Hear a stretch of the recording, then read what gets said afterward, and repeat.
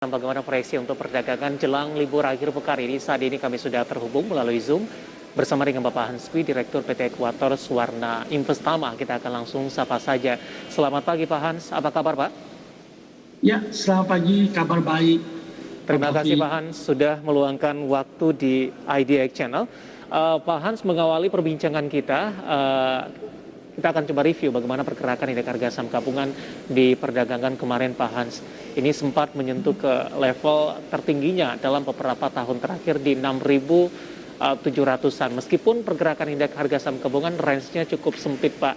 Bagaimana Anda melihat review dari perdagangan kemarin terlebih dahulu Pak Hans? Ya, memang kalau kita lihat pasar ini tidak terlalu banyak sentimen saat ini gitu ya. Jadi sesudah beberapa pekan sebelumnya pasar berhati-hati menanti tapering yang terjadi di Amerika. Kemudian saat ini memang laba korporasi yang menjadi sentimen utama penggerak pasar.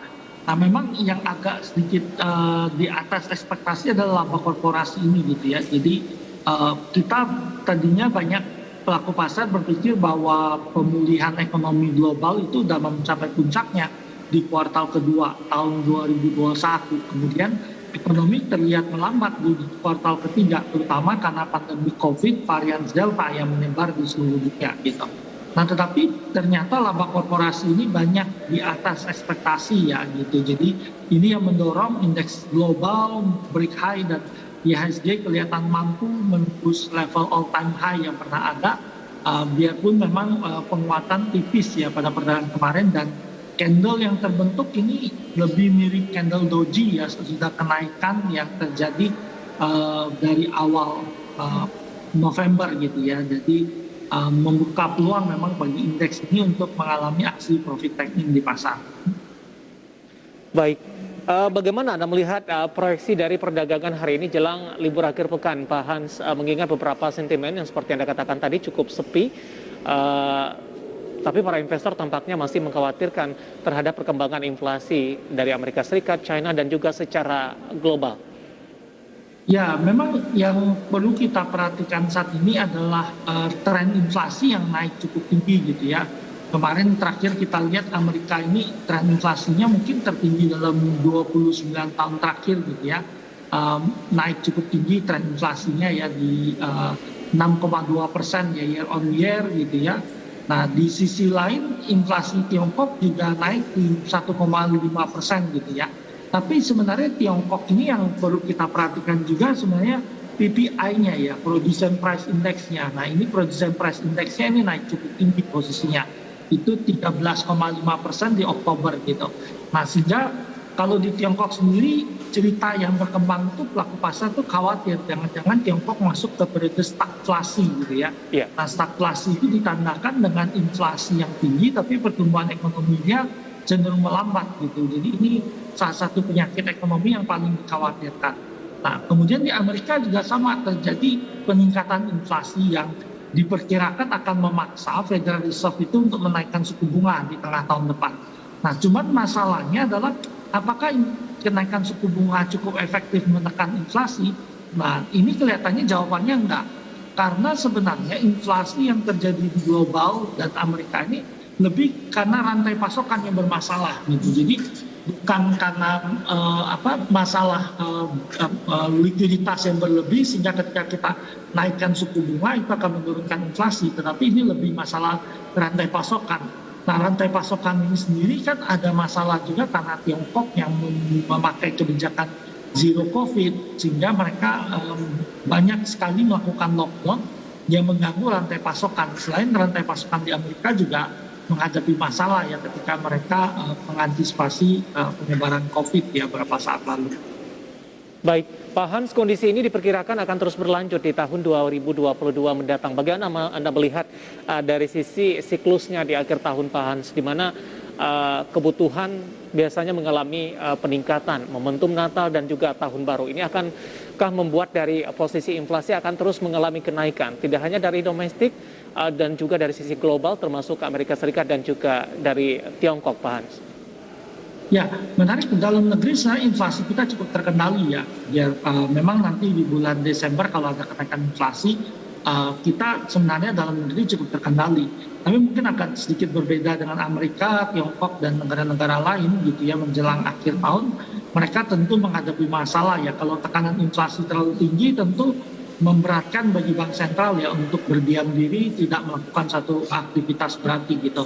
Beberapa pejabat Federal Reserve itu survei terakhir itu udah lebih dari 50% lebih ya mengharapkan Federal Reserve itu untuk menaikkan suku bunga gitu. Nah, pertanyaannya suku bunganya itu naik di tengah tahun atau di akhir tahun.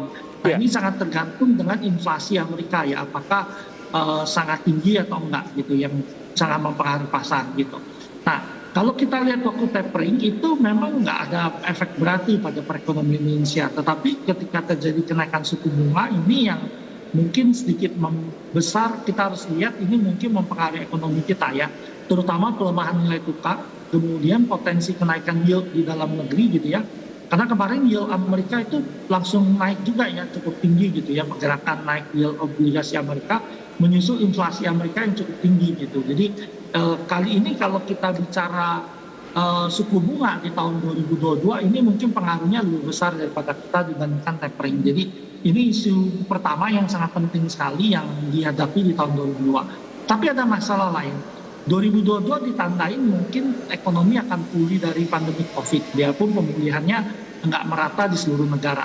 Tapi ada masalah yang sangat penting adalah bahwa dunia kerja mungkin kesulitan menemukan tenaga kerja gitu. Ini yang jadi kendala di tahun 2022 itu gitu. Jadi masalah rantai pasokan kemungkinan masih akan terjadi di tahun 2022 gitu. Jadi inflasi tinggi, masalah rantai pasokan ini masih jadi masalah, dan perubahan kebijakan Federal Reserve ya.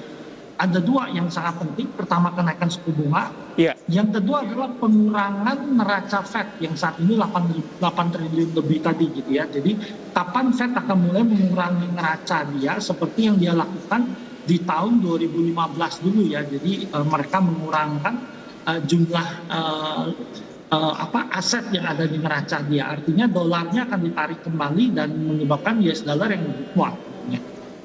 Baik, Pak Hans, di tengah kondisi saat ini, kemudian di tengah kekhawatiran yang ada, bagaimana Anda melihat kondisinya? Apakah ini akan mempengaruhi skenario pergerakan indeks harga saham gabungan sampai dengan akhir tahun ini? Atau untuk posisi saat ini, indeks harga saham gabungan masih dalam track yang benar, dampaknya tidak akan terlalu signifikan begitu, window dressing masih akan tetap terjadi?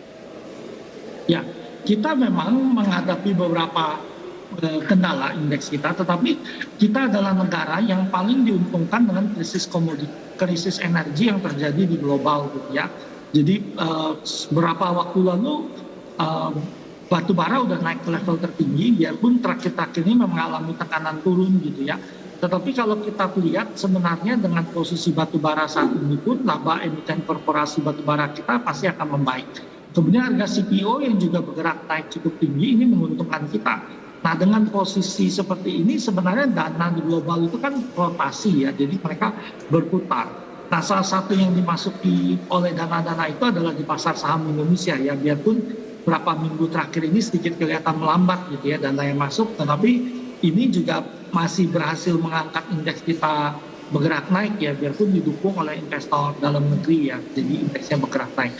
Jadi dalam periode sampai akhir tahun dan awal kuartal tahun depan, kuartal pertama tahun depan, kita masih melihat Indonesia cukup diuntungkan ya dalam posisi ini.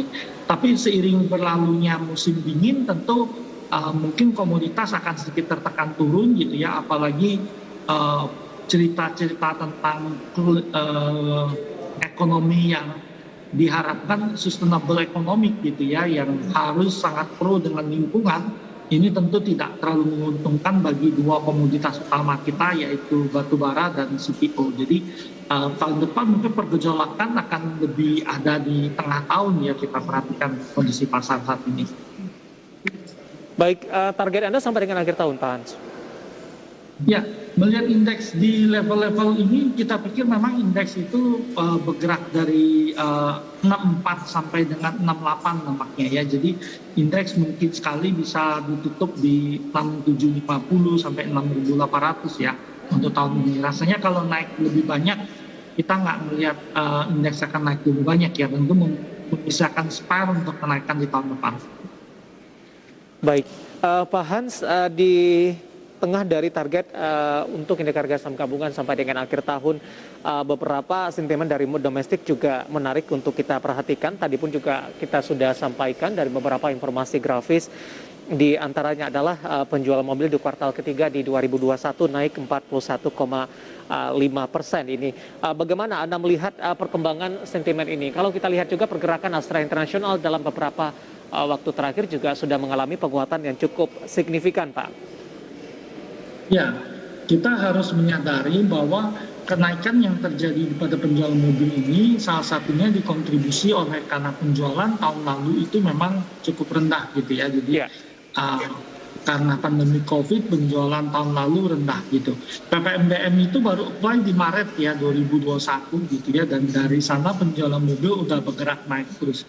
Nah ini memang kita berterima kasih pada kebijakan Kementerian Keuangan yang memberikan PPNBM 0% ya, ini menyelamatkan industri otomotif kita yang memang sebenarnya punya multiplier effect yang cukup tinggi gitu ya ketika industri otomotif kita berjalan gitu. Jadi tentu ini sangat bagus, tetapi ada ekspektasi juga dari pelaku industri yang mengharapkan pemerintah memberikan perpanjangan ya, relaksasi kembali untuk PPNBM ini nggak cuma di tahun 2021 tetapi juga diberikan pada tahun 2022 gitu.